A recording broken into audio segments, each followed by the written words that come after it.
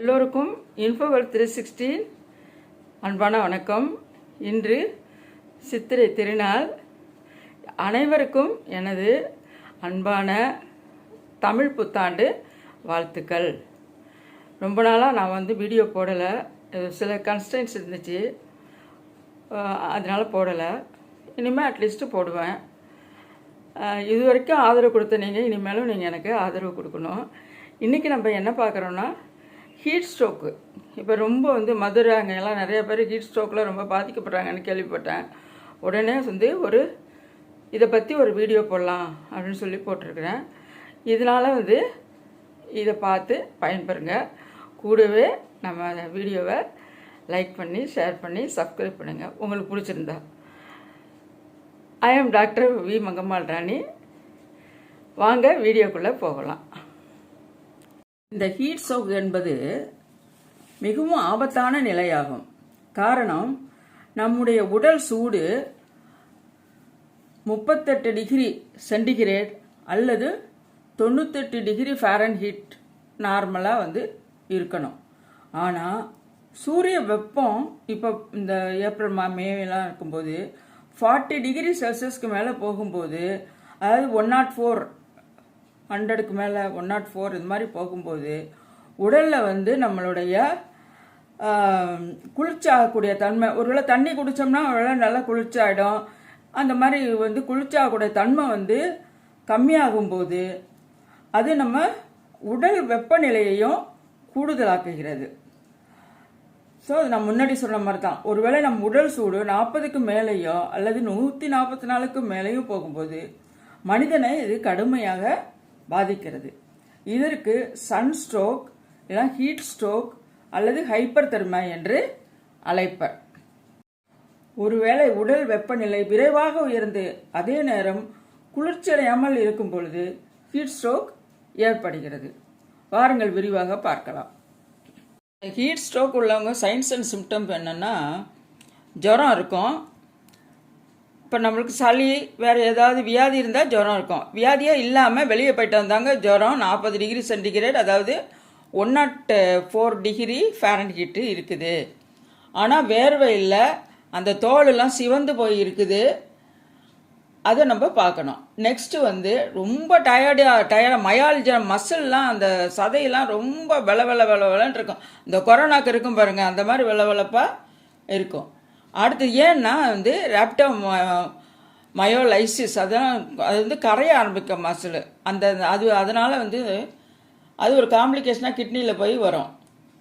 அடுத்தது muscle damage ஆகும், muscle cramps இழுக்கும், பிடிச்சிக்கிட்டு இழுக்கும். நெக்ஸ்ட்டு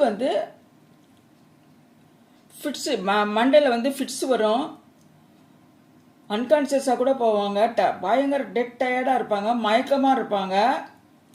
பிளட்டில் என்னன்னாக்கா, பிளட்டில் டிசமினேட்டட் இன்ட்ராவஸ்குலர் கோவகுலோபதி அப்படிங்கிற ஒரு சிம்டம் ஒன்று வரும்.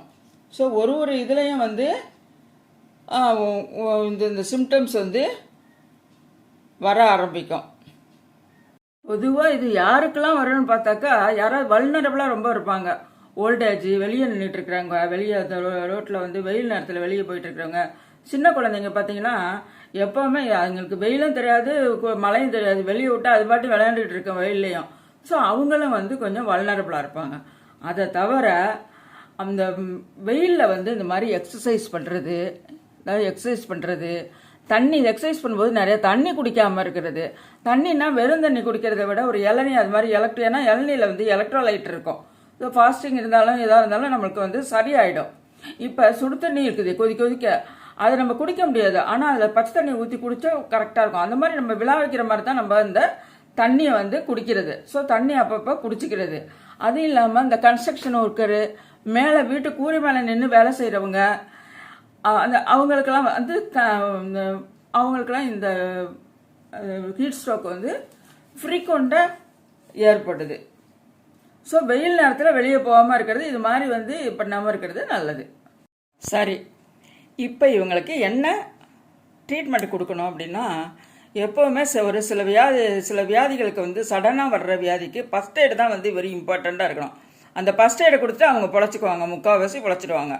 ஸோ அதுக்கு என்ன பண்ணேன்னா, ஃபஸ்ட்டு வந்து அவங்களுக்கு ஜுரம் பார்க்கணும். ஜுரம் இருக்கா? சரி, ஜுரம் இருக்குது, 40 டிகிரி சென்டிகிரேட் இருக்குது. சரி, சளிகிளி இருக்குதா? வேறு ஏதாவது கோமார்பிட் வேறு டிசீஸ் இருக்கான்னா இல்லை. சடனாக இப்போ தான் வெயிலில் நின்றுட்டு இருந்தாருங்க, வேலை செஞ்சுட்டு இருந்தார், 40 இருக்குது, வியர்வை வெள்ள, ஹார்ட்டு படபடன்னு இருக்குது, இந்த சிம்டம்ஸ்லாம் இருக்குது. ரைட்டு, ஒருவேளை ஹீட் ஸ்ட்ரோக்காக இருக்கலாம். உடனே என்ன பண்ணோம், அவர் வந்து ஒரு நல்ல ஒரு இடத்துக்கு அங்கேயே போடாமல் ஒரு நல்ல ஒரு இடத்துக்கு வந்து ஒரு குளிர்ச்சான இடத்துக்கு வந்து ஷிஃப்ட் பண்ணி விட்டுறணும். அதுக்கப்புறம் அவருக்கு தலைக்கு இந்த மாதிரி வந்து கூலாக வந்து ஒரு ஒத்தனை கொடுக்கலாம். கான்ஷியஸாக இருக்காரா இல்லையான்னு ஃபஸ்ட்டு பார்க்கணும். கான்ஷியஸாக இல்லாத ஒருத்தருக்கு வந்து தண்ணியை வாயில் ஊற்றி முடக்குன்னு கொடுக்கக்கூடாது. கான்ஷியஸாக இருந்தாருன்னா நிறையா தண்ணி கொடுத்துடலாம், இளநீ கொடுக்கலாம், பண்ணலாம்.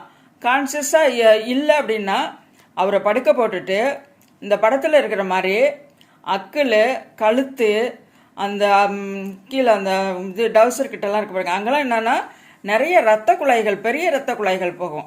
அதனால் அங்கெல்லாம் வந்து கோல்டாக வந்து